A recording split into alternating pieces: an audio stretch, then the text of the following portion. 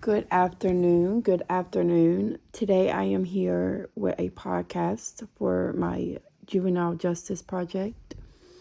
Okay, so the first question it says, identify courtroom players such as the judge, the ADA, the defense attorney, court reporter, court security, and any additional players not listed. Identify means to list the names of each. Also, ascertain if the defense attorney is court appointed for the person on trial.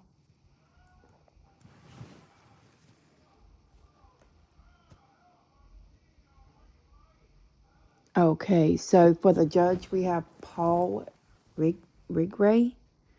It's spelled Ridgway. The ADA is Patrick Latour. The defense attorney is Kelly Mannette. From what I gathered, the court reporters were WRAL, the News and Observer, and Associated Press. Court security is the basics, the sheriff's deputies and whatnot. Witnesses were Nathan Spiegel,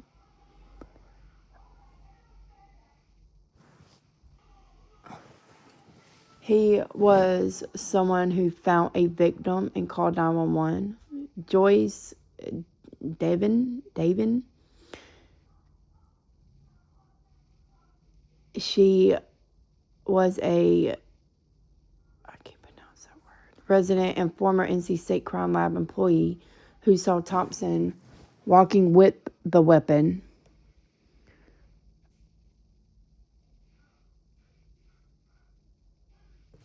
And then you also have a doctor who is a forensic pathologist who testified regarding the damage from Thompson's own self-inflicted wound.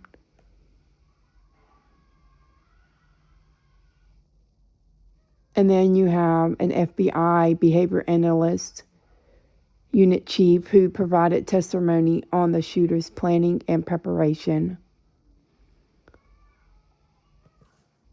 And then you have Tom Cornetz, husband of a victim who testified about the impact of her death. Then you have Jasmine Torres, the wife of the fallen officer Gabriel Torres, who was described trying to save him.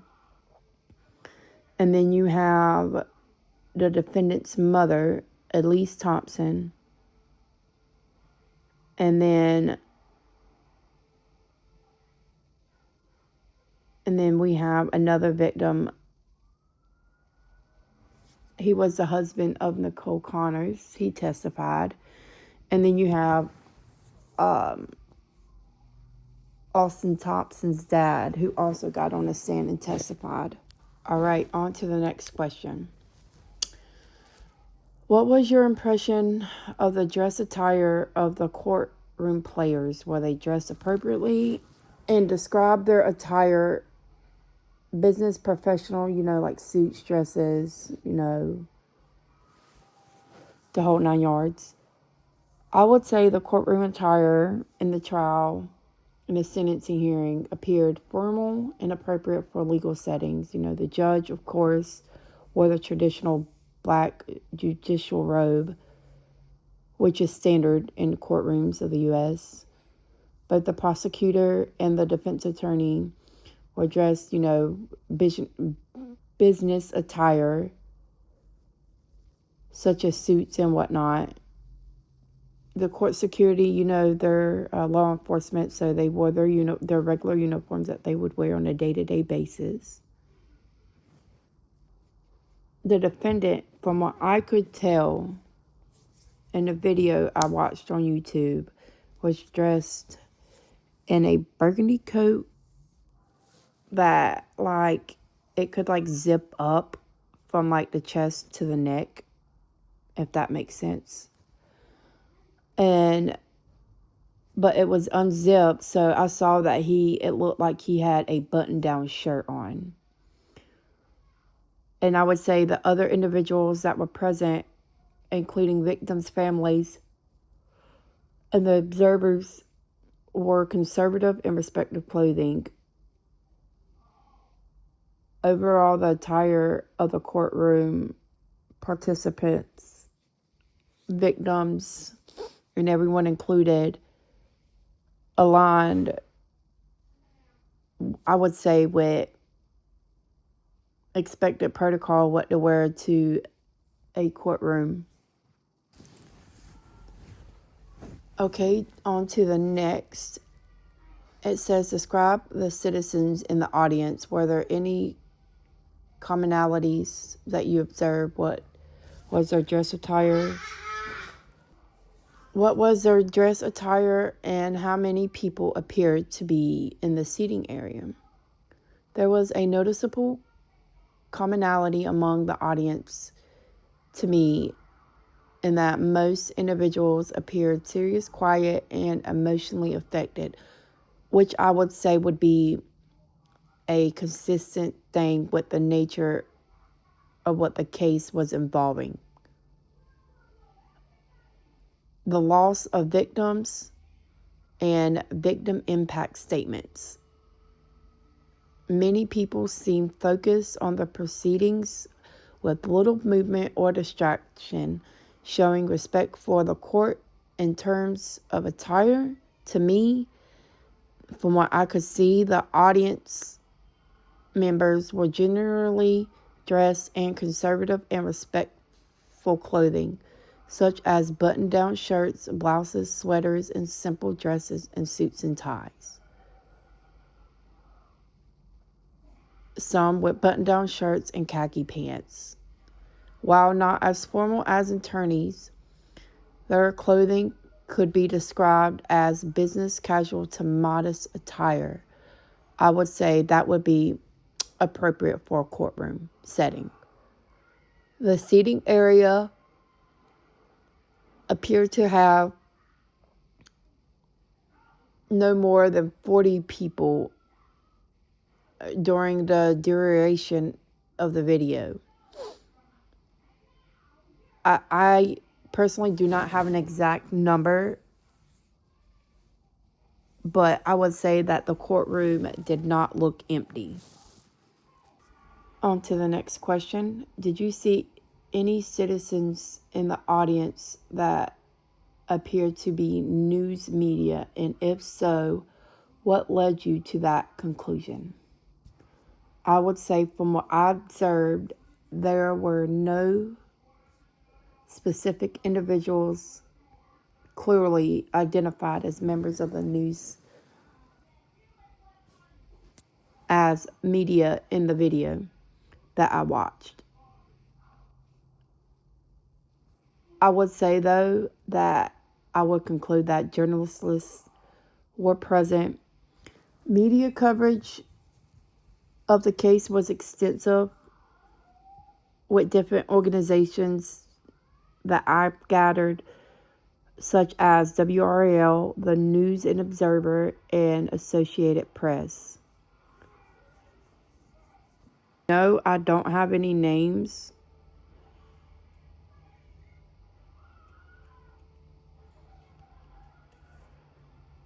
Because I would say in this type of case, from what I could tell, the audience appeared neutral and focused and listening